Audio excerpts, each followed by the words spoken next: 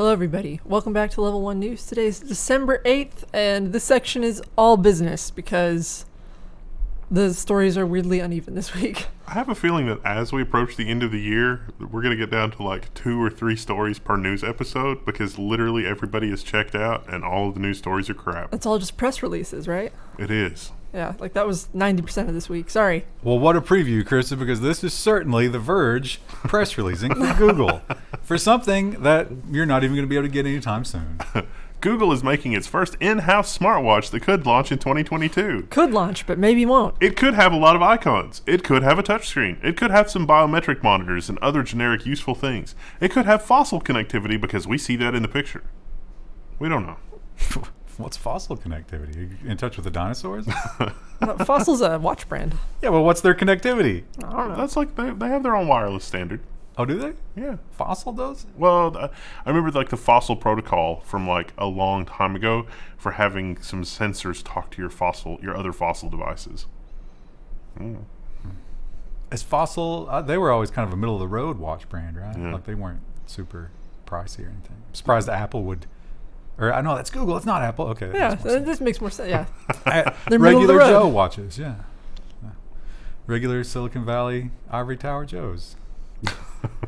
It is funny how out of touch they are. How many, like real, not dealership or places like Goodyear, but like, Shade Tree Mechanics are wearing Apple and or Google watches. I think for Apple watches, they're everywhere. It is crazy. It is completely nuts. You're wrong about that. You don't understand mechanics. Because first of all, they don't wear any watches. They can't because, like the... It'll get That was a trick question. Sucked into a thing. You get the elastic band with a $700 Apple Watch. Well, here's some bad news, but is anybody really surprised? I think probably... This is actually good news. I think probably they were waiting as long as they could. Yes. Because they knew how bad the PR would be about this, and they simply... Honestly, the number should probably be 15 or 20. Yes, that's what I was going to say. If you really think about it. AMD allegedly jacking up RX 6000 GPU prices by 10%, according to Extreme Tech.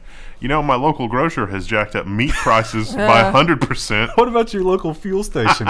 You got to start going to the little local places to get your meat because it's a lot cheaper, or at least not a lot, but a little bit cheaper. A gallon of milk is up 20% over just a few months ago. My goodness. But the other reality is you're not going to get that for 10% over. No. You're going to get it for 50 or 70% over, or whatever it is. So... Or 100%. Doesn't really matter, does it? Everything's just bad. Except maybe this. I don't know. I don't It's really. fine. I don't have a strong. Is No. Outlook going to be wrapped up in this? Yeah. Yeah. Outlook needs it. Yeah. That last UI refresh for Outlook was god awful. But as is the theme this week, not a lot of meat on this story. No. Microsoft's new Office UI is rolling out to everyone. The Office is getting a fresh visual update. Here's the light theme. It looks like they have some new templates available too, at least based on some of these screenshots, which is nice, but it's fine. They didn't really change a lot. No. It's just some new icons and they got rid of some lines. Yeah, it's a little cleaner, but it's very much like a lateral move, just trying to make it look a little more modern. There's so much junk up there in those ribbons at this point. Yeah.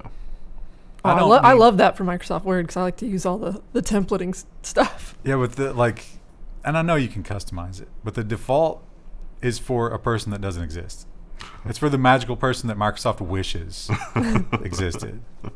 It's the imaginary person who treats Microsoft like Apple users treat Apple, but that doesn't exist. No, that's not a use case they need to design for. And if I could, maybe come up with 3-4 reasons why that doesn't exist, maybe something like this, because it seems like Microsoft for 2022, their new thing is, let's try our best to get an antitrust. First one to get an antitrust gets a cookie. That's Microsoft 2022. Microsoft's new Windows prompt to try to stop people from downloading Chrome. New prompts in Edge steer people away from Chrome. There's all kinds of... It's like, oh, it looks like you're downloading Chrome. Don't do that. And it's so... Laughs in Firefox. Look how big and obtrusive that is. It's like Clippy shows up. It's Yeah. like, what are you doing? He's got a baseball bat wrapped in barbed wire. What are you doing? It's like, oh, hey, buddy, just getting another browser. No, you don't want that browser. Of course, we've all seen this before, but the new thing is it's when you go to the Google Chrome download page, this triggers And they're like, what's going on here? No, it's definitely built into the browser. They will almost certainly get antitrust for that, I would think. But And we've already covered this one as well, but I think this is now rolled out to the public builds so that more and more of the normies are seeing it. And they have pretty much the same opinion that everybody else who's seen it has had. Microsoft adds buy now, pay later financing option to Edge, and everyone hates it. I can't wait for somebody, previously when you would steal a Microsoft account, which the bug boundaries are lower now, by the way, there was nothing bad that could happen. But now that Microsoft has your identity and someone steals your thing, it's like, oh, they've done the buy now, pay later thing with identity theft. That's amazing. Now, do you think this tweet was related? Welcome back. We're sorry. I don't know. This article also points out some stats about buy now, pay later. Massive. Do you remember the percentage? It's like 60%. A huge, more than half miss at least one buy now, pay later payment.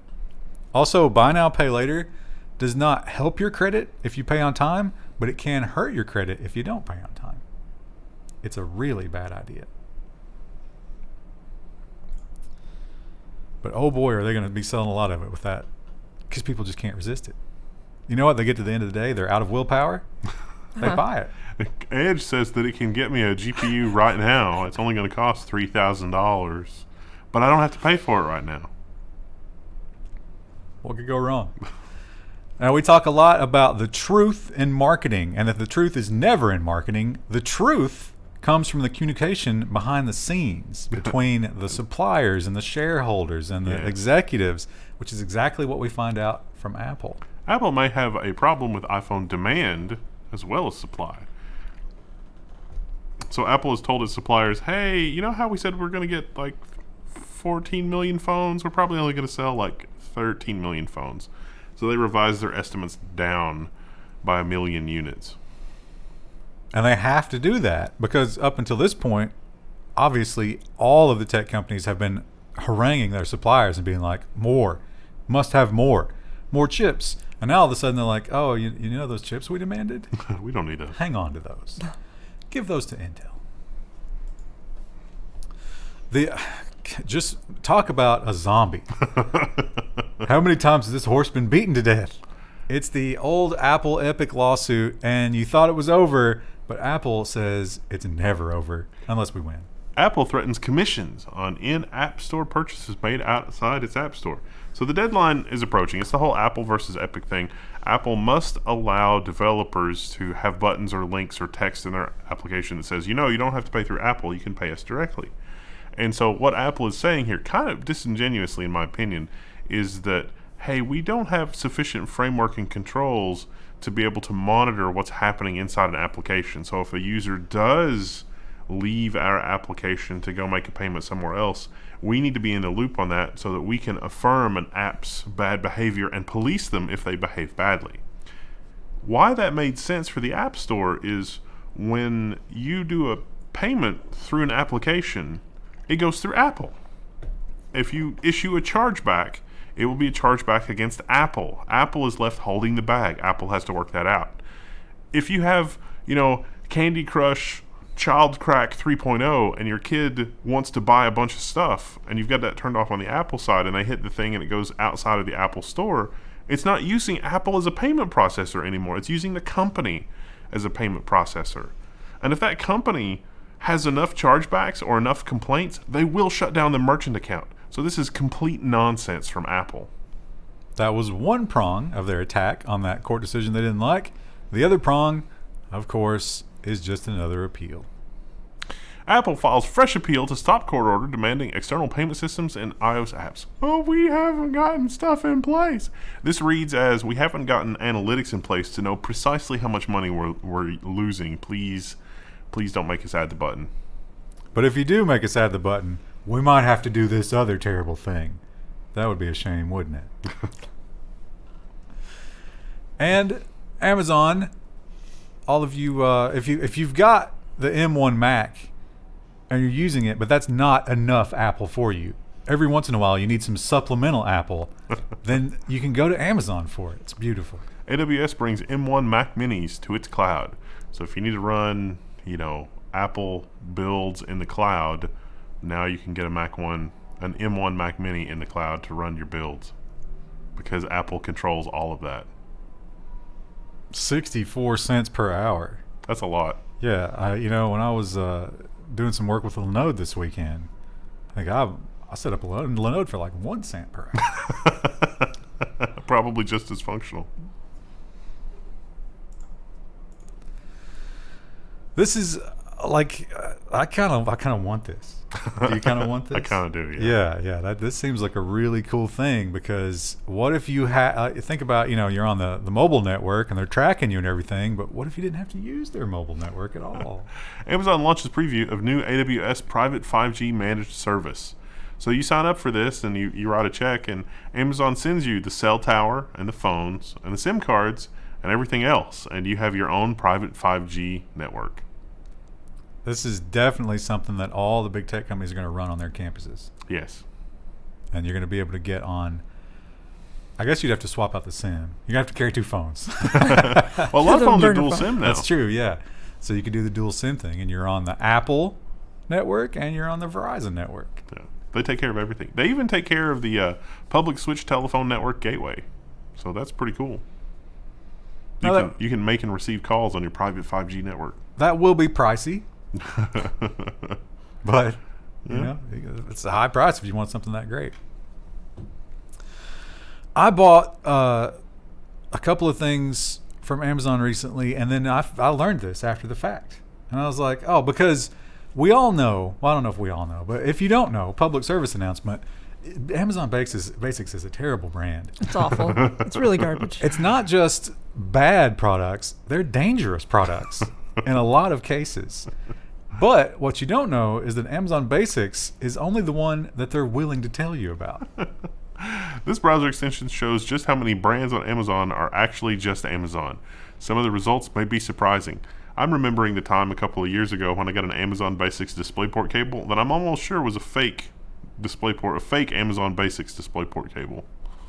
Yeah, so you get a different color background with this plug-in. Yeah, so it's going to show you what Amazon is actually selling you. Interesting. And here's some of the names if you've bought these brands before. I think Amazon Fresh is kind of obvious. Yeah, really need to add it's that very one? obvious on that one, but And Amazon Elements and Good Threads. Look at that. Happy Belly is a big one. I see a lot of. I was buying some spices on Amazon recently. Happy Belly was like always everywhere in the spice rack. yeah. Now, Amazon does have a page somewhere on their site. Is this just a log? What rolls downstairs alone? This is like some weird house flipper stuff. But what was I saying? Oh, no. Amazon has a page that does list all these brands. They're not hiding it, but you wouldn't find it in your normal. You wouldn't know. Your normal browsing, you're not going to be looking at that. You would think a brand like Amazon would be proud to put its name on these. They're No. not, because it's all cheap Chinese It's garbage. Except for the log, which is Obviously high quality. you're not going to get a higher quality log. I'm going to buy a couple of those, put them around my fire pit. You know what? You should have got a couple during Black Friday and or Cyber Monday, Krista. Oh, I missed out. Huge discounts. You missed out, but it seems like a lot of people did as well. Perhaps because, I don't know, hyperinflation, we're out of money. Could that have anything to do with it? Cyber Monday online sales dropped 1.4% from last year to 10.7 billion, falling for the first time ever. Yes. Yeah, Oh, we've only what a been doing tragedy. Cyber Monday for how long? Well, at least the last 5 years, I I think think. it's been about 5 years, yeah. Yeah, but like, first time ever, we've only been doing it for 5 years. They'll probably try to claim it goes back to the year 2000. Well, I think a lot of people are just like realizing what a sham Black Friday is, or Cyber Monday, where they just keep it the same price but pretend it was marked down. Or mark down 5 televisions to get you in the door. Yeah. I didn't see a lot of Black Friday mobs this year. Mm-mm. It definitely seemed to have been calmed down. Yeah. Which is weird because all the other time, nothing but mobs. Oops, all mobs.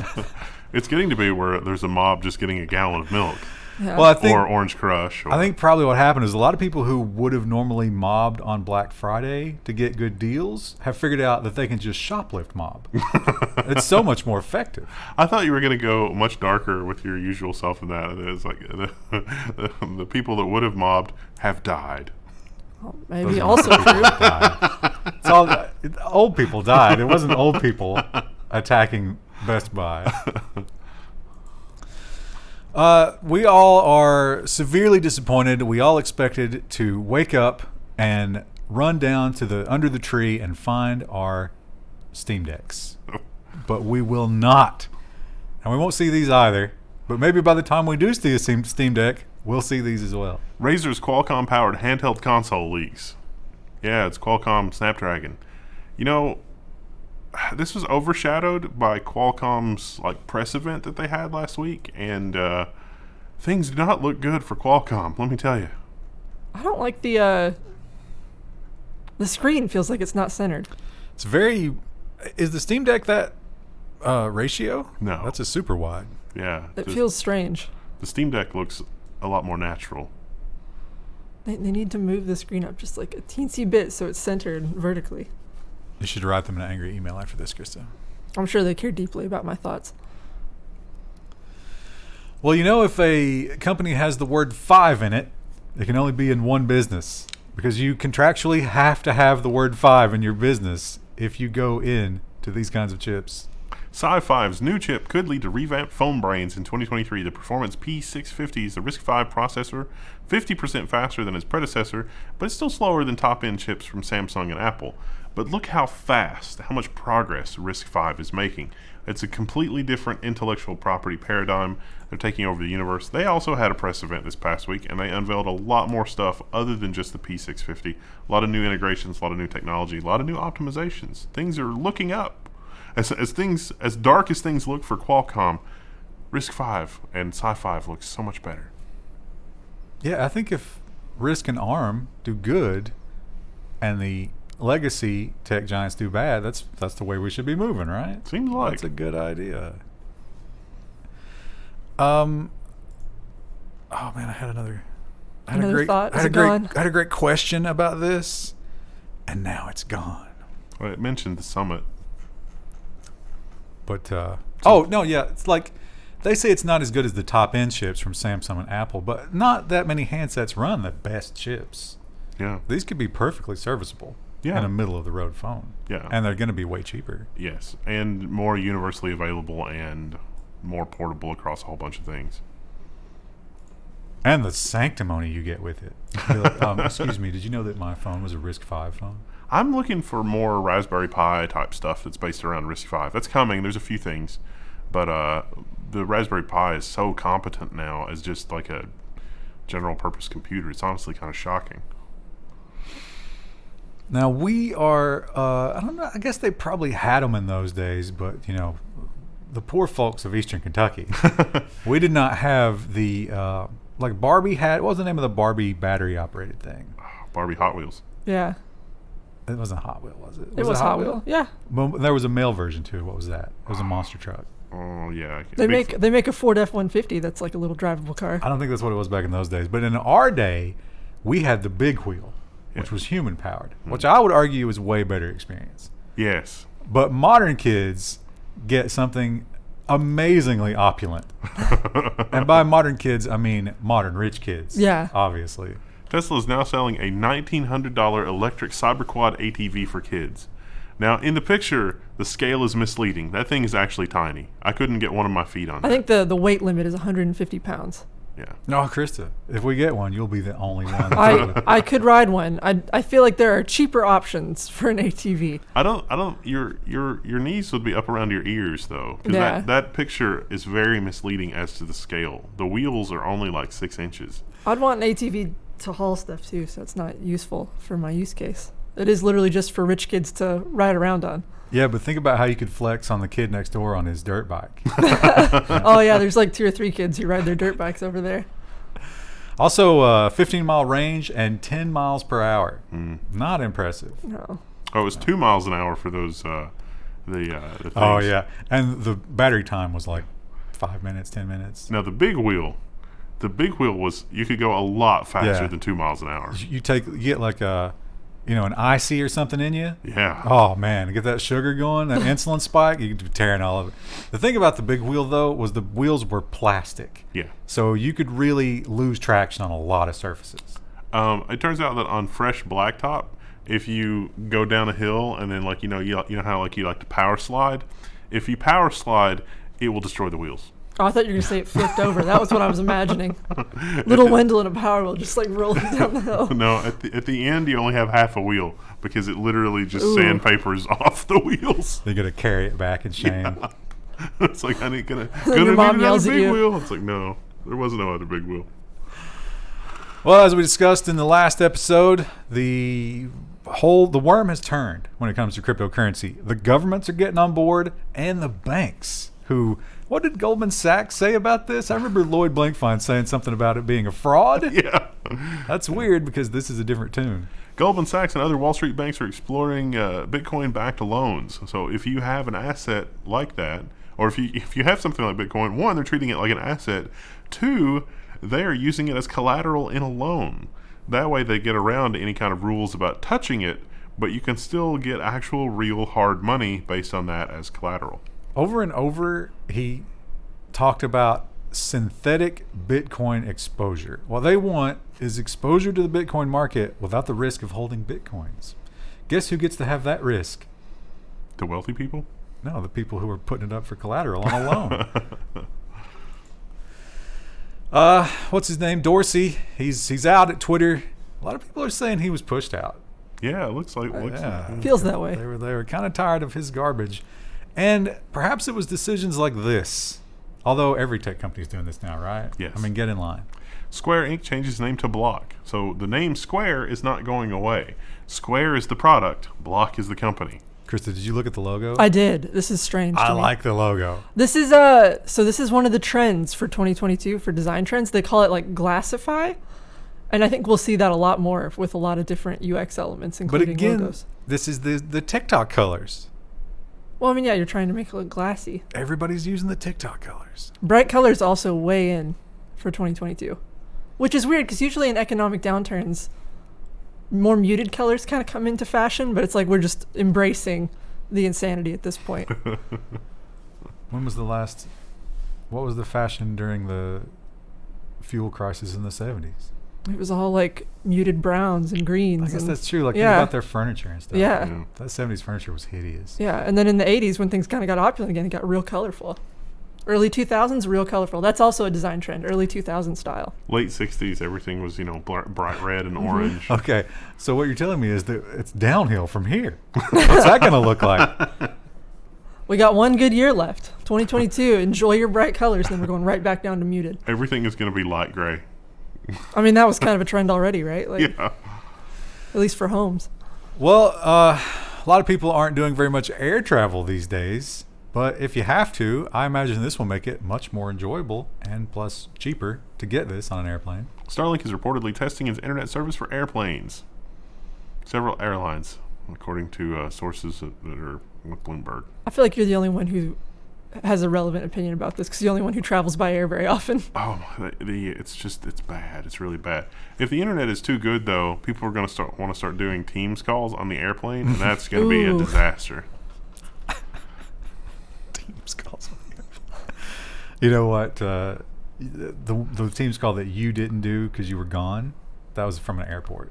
Oh. There was a baby crying the whole time. Oh, great. Yeah. Yeah, eventually she went to the headphones and everybody was like, oh, that's much better. What did you do? Please don't stop. Please don't ever not use headphones again. we had a call like that where a guy, he had a very loud air conditioner and a fan going the whole time. And we were like, can you please just mute yourself? This girl was wearing a mask too.